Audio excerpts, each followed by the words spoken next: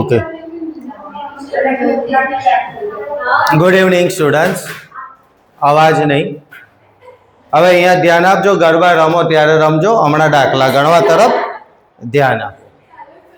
અહીંયા preference share મૂડી ધ્યાન રાખવા જેવી છે કે એક 9% છે ને એ રીડીમેબલ છે, બીજી 8% છે ને એ ઇરરીડીમેબલ છે અને 10% છે રીડીમેબલ છે. અહીં પ્રેફરન્સ શેર મૂડી 3 પ્રકારની છે. 3 છે પ્રેફરન્સ શેર મૂડી. પહેલી છે 9%ની, રીડીમેબલ છે. બીજી 8%ની, એ ઇરરીડીમેબલ છે. ત્રીજી છે 10%ની, એ રીડીમેબલ છે. એટલે તમારે તો એટલું જ ધ્યાન રાખવાનું જ કે ઇરરીડીમેબલ પ્રેફરન્સ શેરના નાણાં પરત ના થાય. ઇરરીડીમેબલ પ્રેફરન્સ શેરના નાણાં પરત ન થાય તો આપણી જે પેલી 8%ની છે ને એ ઇરરીડીમેબલ છે, એના નાણાં પરત નહીં થાય. તો કોના થશે? તો કે પેલી 9%ની અને 10%ની છે એના નાણાં પરત થશે. ધ્યાન રાખજો. હા, અહીંયા પહેલી છે 9%ની રીડીમેબલ પ્રેફરન્સ શેર મૂડી, બીજી 8%ની ઇરરીડીમેબલ પ્રેફરન્સ શેર મૂડી ને ત્રીજી છે 10%ની રીડીમેબલ. એટલે પેલી જે ઇરરીડીમેબલ છે ને 8%ની, એના નાણાં પરત નહીં થાય. ચાલો પહેલો દાખલો પહેલો, રીડીમેબલ પ્રેફરન્સ શેરના બાકી હપ્તાની રકમ મંગાવવી. તો એમાં પેલી 9%ની છે ને એ અપૂર્ણ ભરપાઈ છે અને 10%ની છે એ પૂર્ણ ભરપાઈ છે. તો 9%ની રીડીમેબલ પ્રેફરન્સ શેર મૂડી કેટલા રૂપિયા છે? કહો તો જરા. 9%ની રીડીમેબલ પ્રેફરન્સ શેર મૂડી 1,60,000 ભાગ્યા કેટલા ભરપાઈ? 80 ભરપાઈ. એટલે કેટલા શેર થાય? હા, એના પર બાકી હપ્તો કેટલો મંગાવો? 20. એમાં શું વિચારવાનું હોય? 80 ભરાયેલા છે, 20 બાકી હપ્તો 40,000 બાકી હપ્તાના મંગાવ્યા. બીજી 10%ની છે પૂર્ણ ભરપાઈ છે. પ્રેફરન્સ શેર પરત.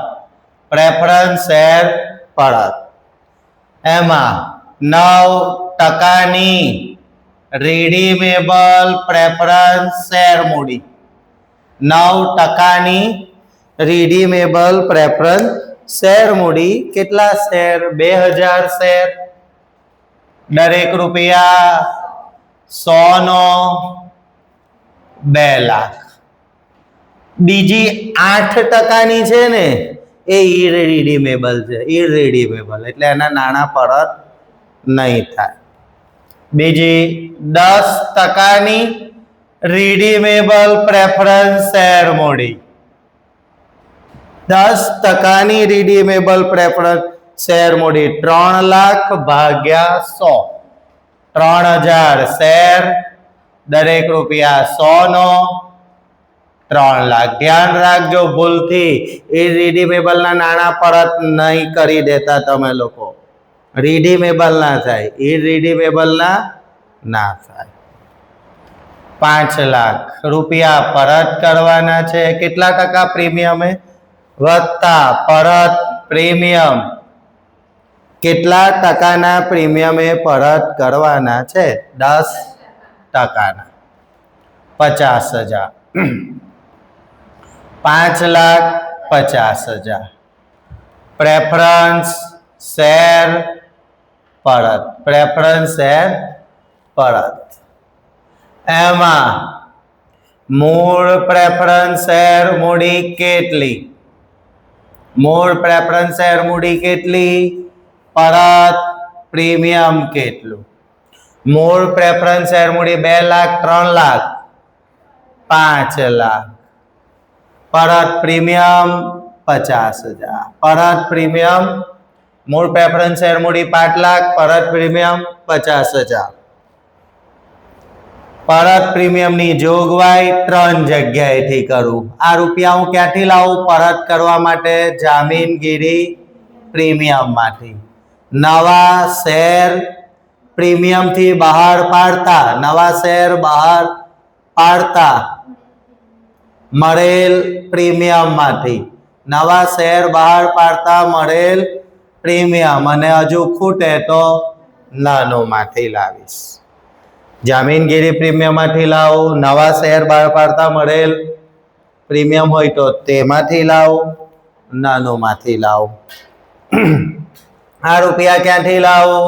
તો કે અનામતોમાંથી લાવું અને નવા શેર બહાર પાડીને લાવું. નવા શેર બહાર પાડીને વ્યવસ્થા કરું. કૌંસમાં મૂળ રકમ, કૌંસમાં મૂળ રકમ. અત્યારથી આ એ કરી દેવાની. હવે આવી જવાનું, રકમમાં જોઈ લેવાનું. આખરની રોકડ શિલ્લક આપી છે ને, આખરની રોકડ શિલ્લક આપી છે એટલે આપણે બનાવવાનું આવશે રોકડ ઓબ્લિક બેંક ખાતું. રોકડ ઓબ્લિક, આ મેથડ પૂછાય ને એટલે એવું સમજવાનું ભયો. આ ક્યારે બનાવવાનું? રોકડ ઓબ્લિક બેંક ખાતું આખરની રોકડ શિલ્લક આપી હોય તો. આખરની રોકડ શિલ્લક આપી હોય તો રોકડ બેંક ખાતું બનાવવાનું. એમાં ફિક્સ ફોર્મ, શરૂની બાકી, પ્રેફરન્સ શેરના બાકી, હપ્તાના મંગાવ્યા, રોકાણો વેચતા ઉપજ, રોકાણો વેચતા ઉપજ અથવા કોઈ મિલકત વેચતા ઉપજ, અને નવા શેર બહાર પાડતા મળેલ રકમ. જમા બાજુ પ્રેફરન્સ શેર પરત અને આખર બાકી. આ ફિક્સ ફોર્મ બનાવી દેવાનું. ક્યારે? તો કે આખરની રોકડ શિલ્લક આપી હોય ત્યારે. ને આ રોકડ બેંક ખાતા વાળી મેથડ એવું કહેવાય. શરૂની બાકી પાકા સરવૈયામાંથી લઈ લો. કેટલી છે શરૂની બાકી? 82,000. બાકી હપ્તાના મંગાવ્યા, પ્રેફરન્સ શેરના બાકી હપ્તાના મંગાવ્યા 40,000. રોકાણો કેટલા રૂપિયામાં વેચ્યા આપણે? બધા જ રોકાણો 1,80,000. 1,80,000. આ આપણે શોધવાનું. આ શોધવા માટે તો રોકડ બેંક ખાતું બનાવીએ છીએ. यही ढूंढने के लिए प्रेफरन्स शेर परत 5,50,000. 5,50,000. આખર બાકી કેટલી રાખવાની કીધી? 88,000. જમા બાજુનું ટોટલ 5,50,000 વત્તા 88,000, 6,38,000. 6,38,000. ડિફરન્સ નવા શેર બહાર પાડતા મળેલી રકમ 3,36,000. એટલે 3,36,000 ભાગ્યા, જો શેર મૂળ કિંમતે બહાર પાડું તો 100, 10% પ્રીમિયમે બહાર પાડું તો ભાગ્યા 110, 10% પ્રીમિયમે બહાર પાડું તો 110, 10% વટાવથી બહાર પાડું તો ભાગ્યા 90. એટલે પ્રીમિયમ પ્લસ કરીને અને વટાવ માઇનસ કરીને. તો અહીંયા જે શેર બહાર પાડવાનો છે ને, ઇક્વિટી શેર, એ 100 નો છે, 20%. 100 નો છે, 20%, એટલે 120. 2,800 નવા ઇક્વિટી શેર બહાર પાડ્યા. 2,800 નવા ઇક્વિટી શેર. અહીં જો મૂળ કિંમતે બહાર પાડું તો ભાગ્યા 100, 10% પ્રીમિયમ થી બહાર પાડું તો 110, 10% વટાવથી બહાર પાડું તો 90. એટલે પ્રીમિયમ થી બહાર પાડું તો પ્રીમિયમ પ્લસ કરીને, વટાવ થી બહાર પાડું તો વટાવ. હવે હું 2800 શેર બહાર પાડું, દરેક રૂપિયા 100 નો, 20 રૂપિયા પ્રીમિયમના, 2,80,000 ઇક્વિટી પેટે મળ્યા અને 56,000 પ્રીમિયમ પેટે મળ્યા. પ્રીમિયમ પેટે મળ્યા એટલે ટોટલ મને મળ્યા 3 લાખ. હા, મળેલ રકમ. હવે આ બાજુ આવી જવાનું. પહેલા પરત પ્રીમિયમ જે 50,000 પ્રીમિયમ પરત કરવાનું છે ને, તે રૂપિયા હું ક્યાંથી લાવું? તો આ પરત કરવા માટે પહેલા રૂપિયા જામીનગીરી પ્રીમિયમ માંથી લાવું. જુઓ પાકા સરવાળામાં જામીનગીરી પ્રીમિયમ કેટલું છે? હા, તો 10,000 જામીનગીરી પ્રીમિયમ માંથી લાવ્યો. હજુ કેટલા ખૂટે છે? 40,000. કેટલા ખૂટે છે? જરૂર 50,000 ની, 10,000 જામીનગીરી પ્રીમિયમ માંથી લાવ્યો તો 40,000. હા, નવા શેર બહાર પાડતા મને કેટલું પ્રીમિયમ મળ્યું? 56,000. મારે જરૂર કેટલાની? હા, તો 40,000 જ લઉં. તો બાકીનું સાહેબ 10 થી કે 16,000 વધ્યું તે બેટા પાકા સરવૈયામાં. હવે આગળ જવાની જરૂર નથી. એટલે 50,000 પરત કરવાના જ. ક્યાંથી લાવો? તો કે જામીનગીરી પ્રીમિયમ માંથી. કેટલું છે? 10,000. હજુ કેટલી જરૂર છે? 40,000 ની. તો કે નવા શેર બહાર પાડતા પ્રીમિયમ કેટલું મળ્યું? 56,000. મારે જરૂર કેટલાની? 40,000. તો બાકીનું 16,000 બચ્યું એ પાકા સરવૈયામાં. હવે આગળ જવાની જરૂર નથી. હવે અહીં આવી જાઉં. આ 5 લાખ રૂપિયા પરત કરવાના છે તો એ ક્યાંથી લાવો? અનામતોમાંથી અને નવા શેર બહાર પાડીને. કૌંસમાં મૂળ રકમ. કયા કન્ફર્મ થઈ ગયા છે? તો કે નવા ઇક્વિટી બહાર પાડીને કેટલા મળશે? હા, તો 2,80,000 હું નવા શેર બહાર પાડીને લઈ આવ્યો. 2,80,000 નવા, 2,80,000 રૂપિયા નવા શેર બહાર પાડીને લઈ આવ્યો. હજુ જરૂર કેટલાની છે? હજુ જરૂર 2,20 ની છે. ક્યાંથી લાવો એ 2,20? હા, સામાન્ય અનામત કેટલું છે?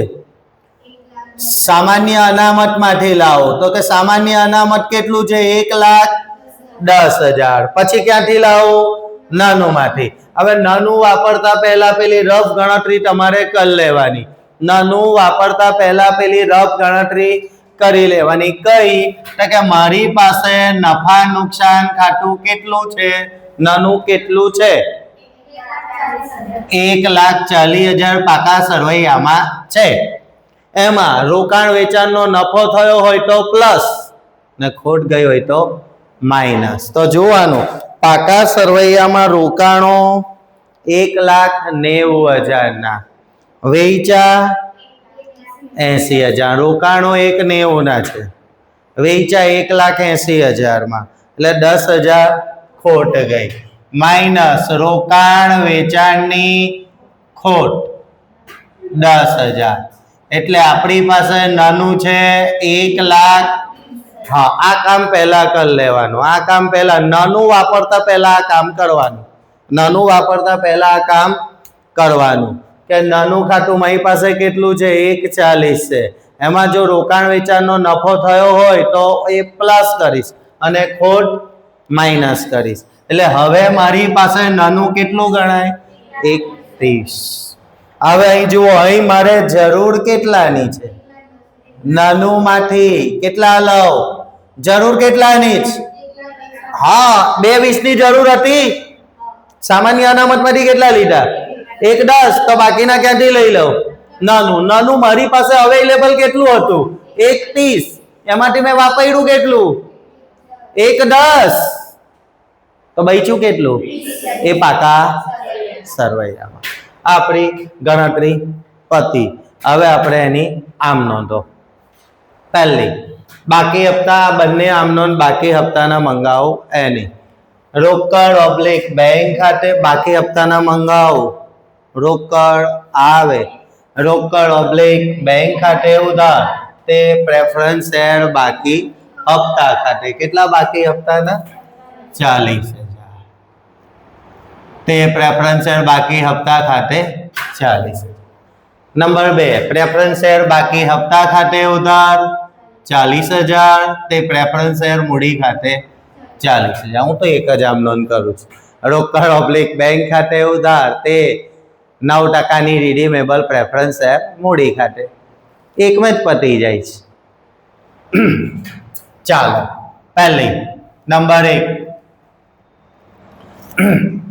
અહીંથી કેટલા ટકાની 9% રિડીમેબલ પ્રેફરન્સ શેર મૂડી ખાતે ઉધાર 10% રિડીમેબલ પ્રેફરન્સ શેર મૂડી ખાતે ઉધાર પરત પ્રીમિયમ ખાતે 9% રિડીમેબલ પ્રેફરન્સ શેર મૂડી ખાતે ઉધાર 2 લાખ 10% રિડીમેબલ પ્રેફરન્સ શેર મૂડી ખાતે ઉધાર હા પરત પ્રીમિયમ ખાતે ઉધાર 50,000 તો યાદ કયું રાખવાનું ઉધાર તો ખબર પડી જ ગઈ તો તે જમા કયું તે પ્રેફરન્સ શેર હોલ્ડરો ખાતે 5,50,000 તે પ્રેફરન્સ શેર હોલ્ડરો ખાતે 5,50,000 પરત પ્રીમિયમની જોગવાઈ તમે ક્યાંથી કરી બીજી પરત પ્રીમિયમની જોગવાઈ ક્યાંથી કરી તો કે જામીનગીરી પ્રીમિયમ માટે અને આ નવા શેર બહાર પાડતા મળેલું પ્રીમિયમ એને પણ જામીનગીરી પ્રીમિયમ જ કહેવાય એટલે જામીનગીરી પ્રીમિયમ ખાતે ઉધાર 50,000 તે પ્રેફરન્સ શેર પરત પ્રીમિયમ ખાતે 50,000 પરત પ્રીમિયમના રૂપિયા ક્યાંથી લાવ્યા જામીનગીરી પ્રીમિયમ ખાતે ઉધાર નાનું ખાતે ઉધાર તે પ્રેફરન્સ શેર પરત ચાલો અહીં આવી જાઓ કઈ અનામતમાંથી રૂપિયા લીધા તમે સામાન્ય અનામત ખાતે ઉધાર 1,10 નાનું ખાતે ઉધાર 1,10 સામાન્ય અનામત ખાતે ઉધાર 1,10 નાનું ખાતે ઉધાર 1,10 તે મૂડી પરત અનામત ખાતે 2,20,000 તમે જે અનામતમાંથી રૂપિયા લીધા ને સામાન્ય અનામત ખાતે ઉધાર નાનું ખાતે ઉધાર જે અનામતમાંથી લીધા ને એ બધાના ખાતા ઉધાર તે મૂડી પરત અનામત ખાતે હવે નવા શેર બહાર પાડું લોકો ખરીદે રોકડ આવે એટલે રોકડ ઓબ્લિક બેંક ખાતે ઉધાર 3,36,000 રોકડ ઓબ્લિક બેંક ખાતે ઉધાર 3,00,000 હા તે ઇક્વિટી શેર અહીં ઇક્વિટી છે એટલે અહીં લખવાનું તે ઇક્વિટી શેર મૂડી ખાતે કેટલા મહિલા ઇક્વિટીના તે જામીનગીરી પ્રીમિયમ ખાતે 56,000 એટલે રોકડ ઓબ્લિક બેંક ખાતે ઉધાર મને મહિલા 3,36,000 તે તેમાં ઇક્વિટીના કેટલા 2 લાખ પ્રીમિયમના કેટલા 56,000 હવે હું પ્રેફરન્સ શેર હોલ્ડરોને નાણાં પરત કરી દઉં તો પ્રેફરન્સ શેર હોલ્ડરો ખાતે ઉધાર તે રોકડ ઓબ્લિક પ્રેફરન્સ શેર હોલ્ડરોને નાણાં પરત કરું તો લેનાર કોણ પ્રેફરન્સ શેર હોલ્ડરો પ્રેફરન્સ શેર હોલ્ડરો ખાતે ઉધાર તે રોકડ ઓબ્લિક કેટલા રૂપિયા પરત કરું પ્રીમિયમ સહિત 5,50,000 5,50,000 પ્રીમિયમ સહિત છે ને આ 5,50,000 હવે રોકાણો વેચું રોકડ આવે કેટલામાં વેચા 1,90,000 ના વેચા 1 લાખ હા તો રોકડ કેટલી આવે 1,80,000 રોકડ ઓબ્લિક બેંક ખાતે ઉધાર 1,80,000 ખોટ ગઈ નફા નુકસાન ખાતે ઉધાર 10,000 તે રોકાણો ખાતે 1,90,000 ફરી રોકાણો વેચો રોકડ આવે રોકડ ઓબ્લિક બેંક ખાતે ઉધાર 1,80,000 ખોટ ગઈ નફા નુકસાન ખાતે ઉધાર 10,000 નફો થયો હોત તો તે નફા નુકસાન ખાતે તે રોકાણો ખાતે આટલી આમ નોંધ થાય હવે બોનસ શેરનો ટોપિક નથી એટલે આ આપણી આમ નોંધો પૂરી થઈ ગઈ હવે બનાવીશું આપણે પાકું સરવૈયું બરાબર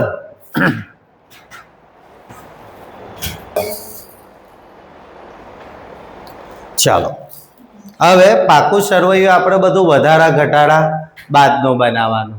તો એમાં શેર હોલ્ડર આ ફિક્સ ફોર્મ બનાવી જ દેવાનું તમારે. ઇક્વિટી શેર મૂડી જોઈ લેવાની પાકા સરવૈયામાં કેટલી છે. તો કે ઇક્વિટી શેર મૂડી પાકા સરવૈયામાં 4 લાખ છે. 4 લાખ છે વત્તા નવી કેટલી બહાર પાડી આપણે આમનોન કરી જ છે તે ઇક્વિટી શેર મૂડી ખાતે નવી કેટલી 2 લાખ મૂળ રકમ લેવાની હોય ઇક્વિટીની.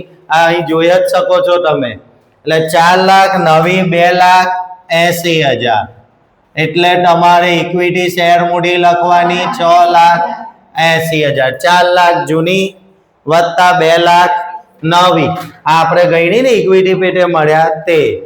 બીજી 9% રીડીમેબલ એના નાણાં પરત કરી દીધા નહીં આવે.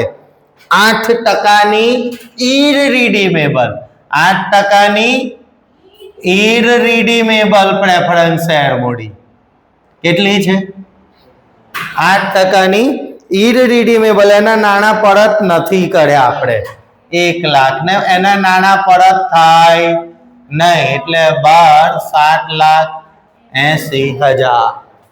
ત્યાર પછી એમાં અનામતોમાં સામાન્ય અનામત વપરાઈ ગયું નહીં આવે. વપરાઈ ગયું નહીં આવે. નફા નુકસાન ખાતું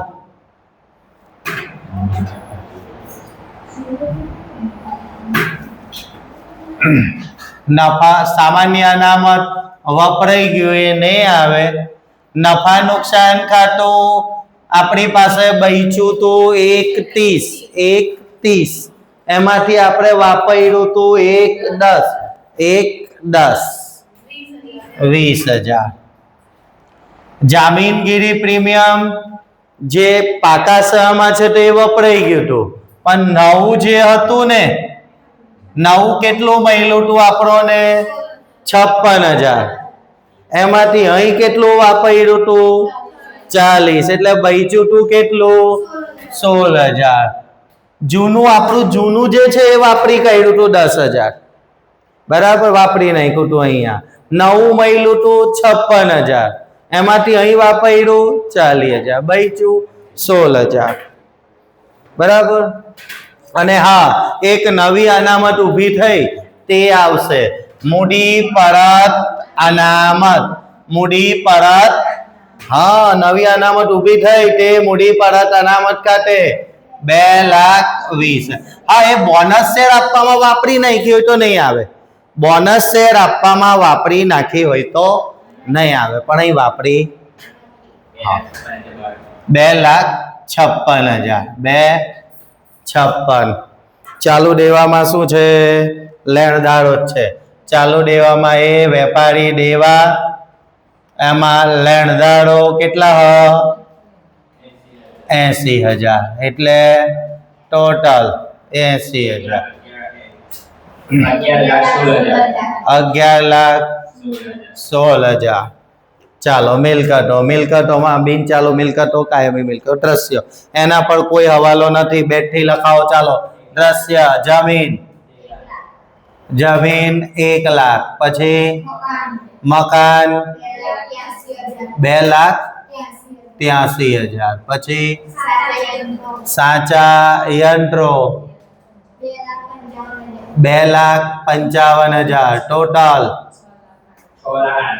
6,38,000 6,38,000. ત્યાર પછી રોકાણો આપણે વેચી દીધા નહીં આવે. રોકાણો વેચી દીધા રોકાણો નહીં આવે. ચાલુ મિલકતોમાં જો કાયમી મિલકતો પર કોઈ હવાલો ના હોય તો બેઠું જ ને રોકાણો વેચી દીધા એટલે રોકાણો નહીં આવે. સ્ટોક માલ સામગ્રીમાં સ્ટોક કેટલો છે હા કોઈ હવાલો નથી બેઠો. વેપારી લેણામાં દેવાદારો બેઠા કેટલા 1,90,000 અને રોકડ સમકક્ષમાં રોકડ શિલ્લક આપણે આખરની કેટલી 88,000 રોકડ બેંક ખાતાની ટોટલ ચાલુ મિલકત 4 લાખ કેટલું 4,78 એટલે ટોટલ 11,16,000 11,16,000.